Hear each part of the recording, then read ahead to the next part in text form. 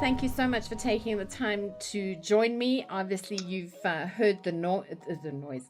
You've heard the news. Yeah. And hopefully it's not just noise with regards to open access. Thelo is an operator. This must be exciting news for you. Thank you very much, Philippa.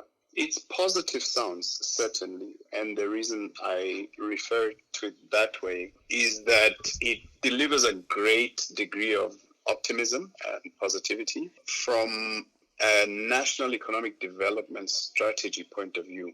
Certainly the right paradigm. I'm convinced of that.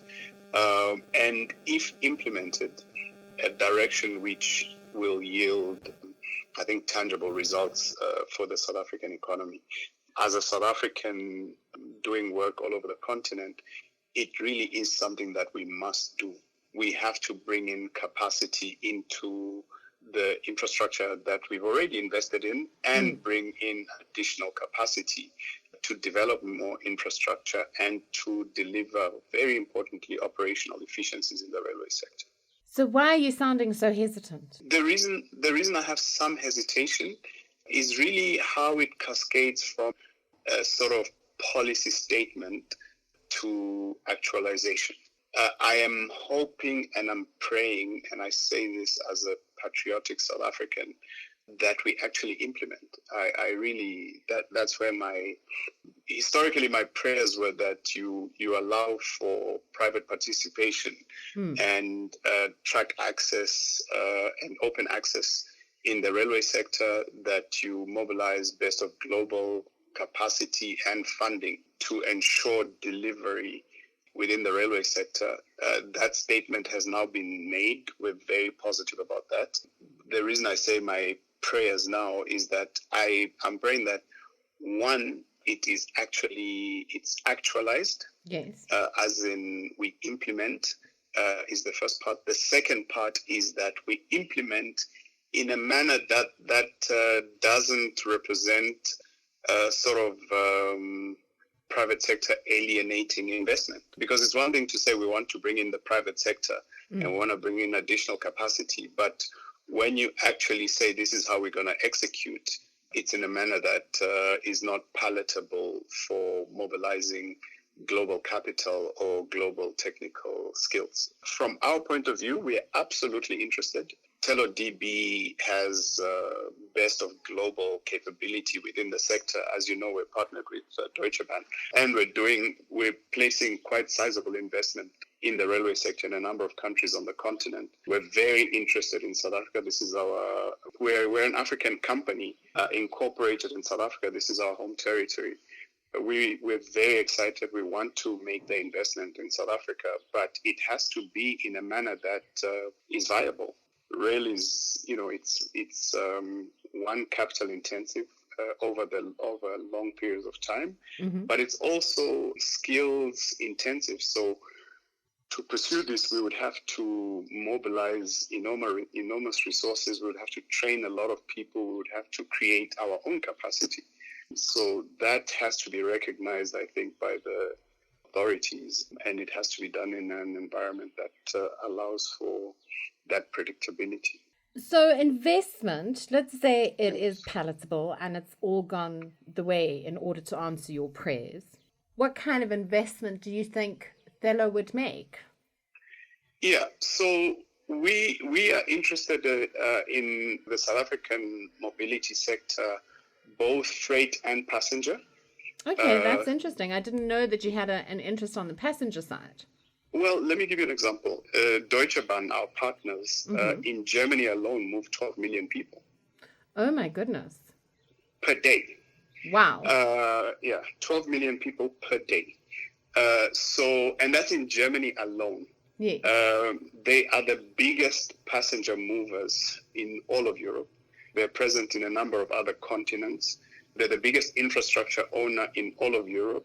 I could go on and on about it. So that's the sort of capacity and experience that we bring to the African railway market, as an example. As a second example, in reforming today, as we speak, in reforming the German railway sector alone, they're deploying 70 billion euros Wow. in the German. Already they have an efficient system, but in order to bring in technology and enhance efficiencies, they're investing $70 billion a program over the next 7 years. So all that experience is at our disposal through our partners. Yes. And that's capacity that we can bring quite quickly to the South African market.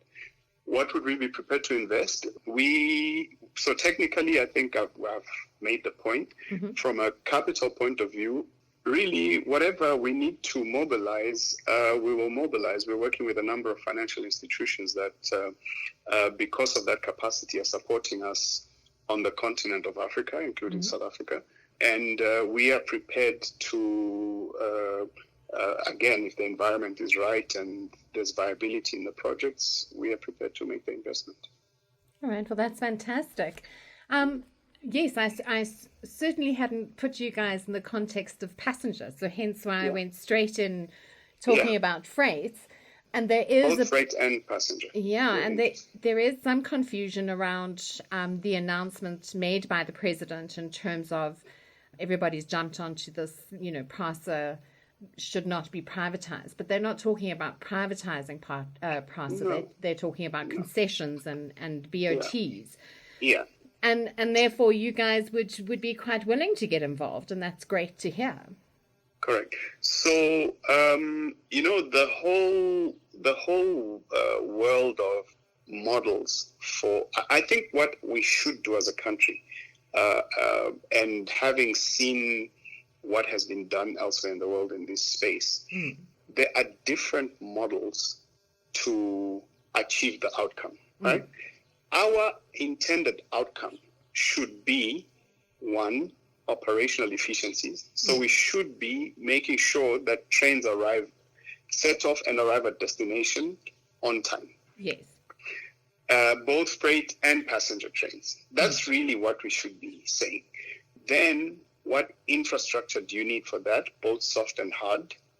The issue around who owns the infrastructure is a very distant question to be entertained with. It doesn't matter.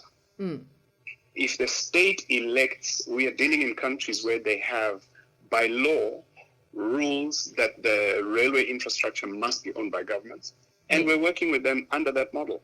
We are dealing with countries where they want private ownership of even the infrastructure. We're working with them on that basis. But the objective is efficient and effective operations. Well, so if the government of South Africa elects that infrastructure must be owned by the government, so be it. If they elect that they want private sector to own the infrastructure, so be it. It doesn't matter. Correct. It's the old saying, it doesn't matter if the cat is green, yellow, or blue, as long as it catches the mice. It's a philosophy. It's a philosophy that I subscribe to. Absolutely. Well, Ronnie, thank you very much for your time. Thank you. Greatly appreciated. And we'll be speaking soon. Yes.